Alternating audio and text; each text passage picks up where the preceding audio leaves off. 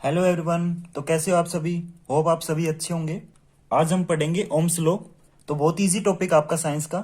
अगर आपको ये मुश्किल लगता है तो आप बस ये 5 मिनट की एक वीडियो देखो, आपको भी बहुत आसान लगने लग जाएगा। आप खुद यहाँ पे कमेंट करके जाओगे कि सर आपने बहुत अच्छा पढ़ा है। इसको स्टार्ट करते हैं हम एक डायग्राम के थ्रू, क्योंकि डायग्राम के थ्रू समझाना बहुत आसान होता है। तो हम ड्रॉ करते हैं एक बल्ब को, इसके लगाते हैं हम एक बैटरी और यहाँ पे वायर जोड़ देते हैं ऐसे। तो डायग्राम आपको पता चल गया, ये हमारा बल्ब है और ये हमारी बैटरी है और बाकी के हमारे वायर है। तो करंट हमारा ये पॉजिटिव होता है, ये नेगेटिव होता है। जो बड़ा होता है वो हमारा पॉजिटिव, जो छोटा होता है वो नेगेटिव।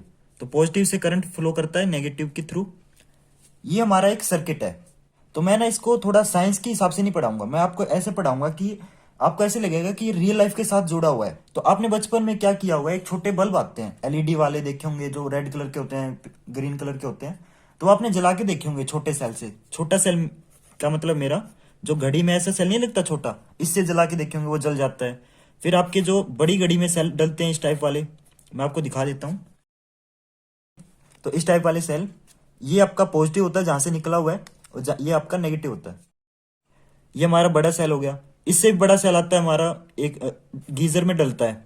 गीजर में देखा होगा आपने, इतना बड़ा सेल होता है वो मोटा वाला। और भी बैटरी आती है आपकी, ऐसे स्क्वायर की शेप में एक बैटरी आती है, यहाँ पे पॉजिटिव यहाँ पे नेगेटिव। और इससे बड़ी बैटरी तो अपनी इन्वर्टर की बैटरी होगी। तो हम क्या करते थे, उस बल्ब को है ना इसके साथ जलाते थे। तो इसको जलाते थे तो वो बल्ब जलता था। जितना बड़ा, ऐसी एलईडी होती है, उसकी दो ऐसी लगी होती हैं और इस टाइप की एलईडी होती है आपकी। तो यहाँ एक पॉजिटिव के साथ जोड़ देते थे, एक नेगेटिव के साथ। फिर हम बड़े सेल के साथ जोड़ते थे तो वो और ज्यादा ग्लो करती थी। तो जितनी ज्यादा बड़ी बैटरी होती है उतनी ज्यादा वो बल्ब हमारा ग्लो करता है।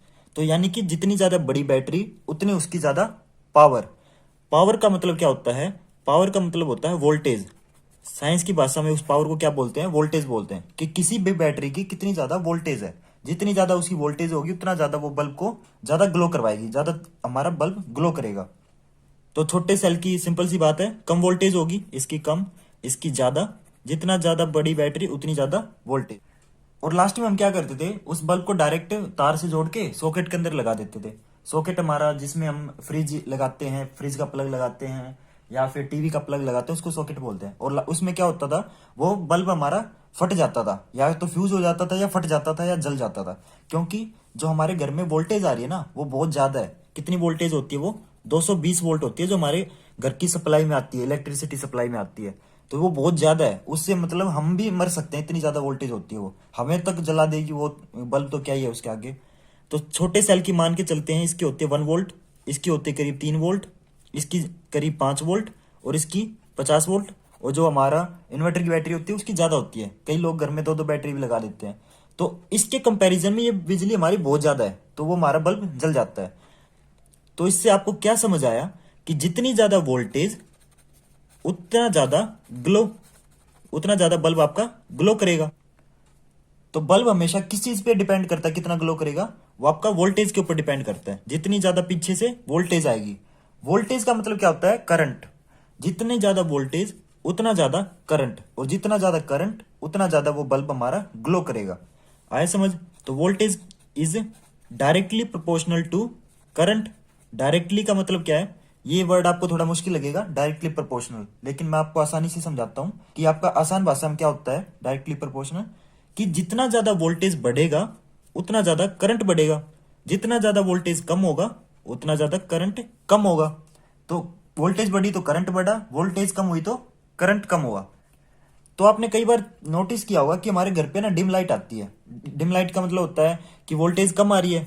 आपने घर में सुना होगा ना ये चीज कि डिम लाइट आ रही है। तो वो हमारे घर के जितने बल्ब होते हैं वो थोड़े कम ग्लो करते हैं, क्योंकि पीछे से वोल्टेज कम आ रही है। तो आप अभी मैंने बताया वोल्टेज कम तो कम करंट, कम करंट तो यानी कि कम ग्लो करेगा वो। इसके बाद है, वोल्टेज को हम किस चीज से रिप्रेजेंट करते हैं? साइंस में हम वी से, यानी कि शॉर्ट फॉर्म है इसकी। वोल्टेज को हम वी लिखते हैं, करंट को हम सी नहीं लिखेंगे, करंट को हम आई लिखेंगे। कहीं ये समझो कि फर्स्ट लेटर ही हमारा शॉर्ट फॉर्म होगा। तो करंट को हम आई लिखेंगे, वोल्टेज को वी लिखेंगे। तो V is directly proportional to I. Current बढ़ा तो वोल्टेज बढ़ेगी, वोल्टेज बढ़ेगी तो करंट बढ़ेगा, बिल्कुल मतलब रिलेशन में है ये। तो इस डायग्राम में मैं समझाता हूं। यहाँ पे मान लो बैटरी लेते हैं हम 3 वोल्ट की, तो जो हमारा बल्ब है वो थोड़ा कम जलेगा। 6 वोल्ट की ले लेंगे तो ज्यादा जलेगा।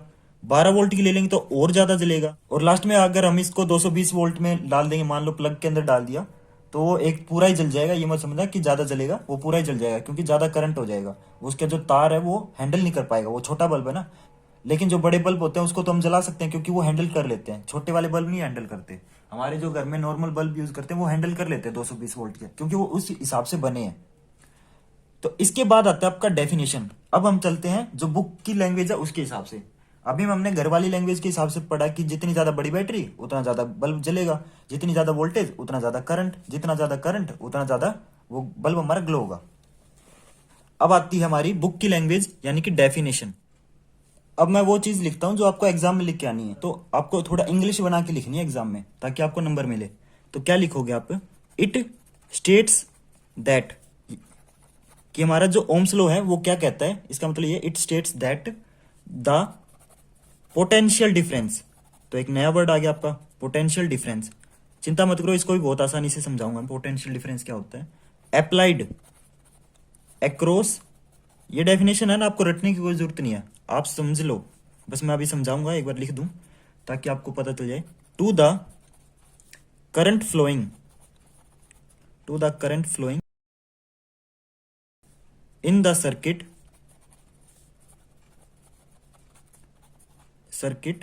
Eight constant temperature.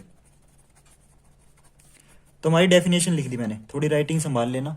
तो इसमें क्या कह रही है? इट स्टेट्स दैट, कि जो हमारा पोटेंशियल डिफरेंस है, तो पोटेंशियल डिफरेंस सुन के घबराओ मत। पोटेंशियल डिफरेंस होता है हमारा वोल्टेज, वोल्टेज को ही हम पोटेंशियल डिफरेंस कहते हैं। वोल्ट और पोटेंशियल डिफरेंस ही हमारा क्या होता है कि किसी बैटरी की कितनी पावर है, जितनी बड़ी बैटरी उतनी ज्यादा उसकी वोल्टेज, जितनी ज्यादा वोल्टेज उतना उसका पोटेंशियल डिफरेंस। आया समझ आपको? पोटेंशियल डिफरेंस का मतलब ये क्या होता है? वोल्टेज। ये दोनों एक ही मतलब है इनका, बस वर्ड अलग अलग है। जब ये अप्लाई किया जाता है किसी भी बल्ब के ऊपर या किसी भी सर्किट के ऊपर, यहाँ पे सर्किट लिखा हुआ है, किसी भी सर्किट के ऊपर अगर हम वोल्टेज अप्लाई करेंगे तो जितनी ज्यादा वोल्टेज होगी उतना ज्यादा करंट फ्लो होगा। इसका मतलब यही है, जो अभी तक सिखाया ना मैंने हिंदी में, उसको बस थोड़ी सी मुश्किल इंग्लिश में कन्वर्ट करके बता रखा है। आप ये भी लिख सकते हो कि voltage is directly proportional to current at constant temperature. मतलब कि जो आपका टेम्परेचर है वो सेम रहेगा। ये नहीं कि भाई कभी आप अलग टेम्परेचर पे चेक कर रहे हो, सर्दियों में चेक कर रहे हो, एक आपका गर्मियों में चेक कर रहे हो, तो सेम टेम्परेचर पे रखना है। जैसे रूम टेम्परेचर हमारा 30 डिग्री सेल्सियस, तो उसके ऊपर चेक करोगे तो आपकी वोल्टेज करंट के डायरेक्टली प्रोपोर्शनल आएगी। ये आपकी डेफिनेशन है। तो डेफिनेशन आपको रटने की कोई जरूरत नहीं है, जो भी मैंने बताया बस उसको आप इंग्लिश में कन्वर्ट करके लिख सकते हो। और अगर आप चाहो तो मैं इसको इजी डेफिनेशन बताता हूँ। एग्जाम में अगर आप जो इजी वाली बता रहे हो ना वो भी लिखोगे तो अभी आपके फुल मार्क्स मिलेंगे। और अगर आप ज्यादा टॉप स्टूडेंट हो तो आप ये वाली भी लिख सकते हो। तो मेरे जैसे वाले स्टूडेंट के लिए मैं बता रहा हूं, इट स्टेट्स दैट, ये कहता है that voltage is directly proportional to current in a circuit. बात खत्म, यही लिखनी है। आया समझ आपको ओम्स लॉ? नेक्स्ट आता है आपका, यहां तक तो हमने कर लिया था, V is directly proportional to I. इसके बाद क्या करना है? जब भी डायरेक्टली प्रोपोर्शनल आपका हटता है ना, इस साइन को जब हम इक्वल में कन्वर्ट करते हैं तो आपके दो साइन होते हैं, एक तो होता है डायरेक्टली प्रोपोर्शनल, एक होता है आपका इक्वल टू साइन। ये तो आपने बचपन से ही पढ़ा है। तो डायरेक्टली प्रोपोर्शनल को अगर हमें इक्वल टू में कन्वर्ट करना है तो एक कांस्टेंट और लगाना पड़ता है। कांस्टेंट, इसको हम कांस्टेंट बोलते हैं, जिसकी वैल्यू कभी चेंज नहीं होती। तो इस केस में वो कांस्टेंट क्या है? रेजिस्टेंस है। तो v तो वैसे का वैसे, डायरेक्टली को हमने इक्वल में कन्वर्ट किया, एक कांस्टेंट आएगा, जो कांस्टेंट क्या होगा हमारा? r, और i वैसे का वैसे। तो ये हमारा फॉर्मूला बन गया। इसको कई बुक में v is equal to R I या आई आर भी लिख रखा है, मैंने तो बचपन से आर आई पढ़ा है। आप ये मल्टीप्लाई में तो आगे पीछे लिख सकते हो, कोई फर्क नहीं पड़ता। तो आप ये वाला भी लिख सकते हो। आया समझ? आर का मतलब क्या है? अभी तक तो हमने वी का मतलब पढ़ा वोल्टेज, आई का मतलब पढ़ा करंट। वोल्टेज बढ़ेगी तो करंट बढ़ेगा। लेकिन आर का मतलब क्या है? आर का मतलब होता है रेजिस्टेंस। रेजिस्टेंस का मतलब होता है कोई ऐसी चीज जो रोक रही है, करंट को रोक रही है। अब मैं आपको सिंपल भाषा में बताता हूं। तो मैं एक तार ले लेता हूं, वायर ले लेता हूं, ऐसा वायर पाइप की तरह। एक और वायर ले लेता हूं, एक ऐसा है। ये वायर आपका कॉपर का है, तांबे का देखा होगा आपने, ब्राउन कलर का होता है, रेडिश ब्राउन। ये मान लो हमारा आयरन, लोहे का तार है। तो आयरन की रेजिस्टिविटी, इसके अंदर जो पावर होती है ना करंट को रोकने की, वो ज्यादा है। ये करंट को आसानी से इधर से यहां नहीं पहुंचने देता। लेकिन कॉपर का रेजिस्टेंस थोड़ा कम होता है, इसमें करंट आसानी से फ्लो कर लेता है। तो अगर हम तांबे का तार यूज करेंगे, कॉपर का तार यूज करेंगे, तो इसके अंदर हमारा जो बल्ब है वो ज्यादा ग्लो करेगा, आयरन में ज्यादा ग्लो नहीं करेगा। तो ये डिपेंड करता है रेजिस्टेंस, क्योंकि इसका रेजिस्टेंस ज्यादा है और इसका रेजिस्टेंस कम है। बाकी रेजिस्टेंस आपको ज्यादा करने की जरूरत नहीं है, मैं अगली वीडियो बनाऊंगा रेजिस्टेंस के ऊपर ही होगी वो, तो आपको रेजिस्टेंस भी बहुत आसान लगने लग जाएगा, जैसे आपको ओम्स लॉ आसान लगने लगा है। तो आया समझ, V is directly proportional to I, V is equal to IR या V is equal to RI।